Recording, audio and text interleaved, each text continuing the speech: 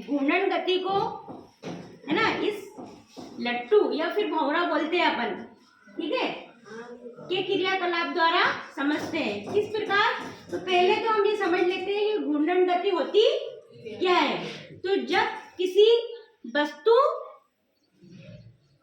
कोई वस्तु रहती है, तो ये एक वस्तु है, क्या है? वस्तु। हाँ, जब कोई वस्तु किसी एक बिंदु पर, तो ये क्या है उसका?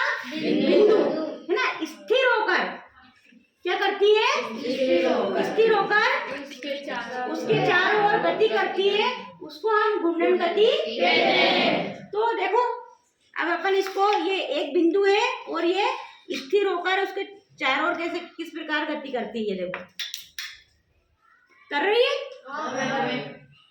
ऐसे ही ये भंवरे को भी अपन जब उसकी डोर की सहायता से फेंकते हैं, तो ये उसी प्रकार गति करता है ना। तो जब कोई वस्तु किसी एक बिंदु पर स्थिर होकर उसके चारों ओर गति करती है, तो उसको हम क्या कहते हैं? घूर्णन गति कहते हैं। तो आज इस क्रियाकलाप की सहायता से हमने घूर्णन गति को समझा।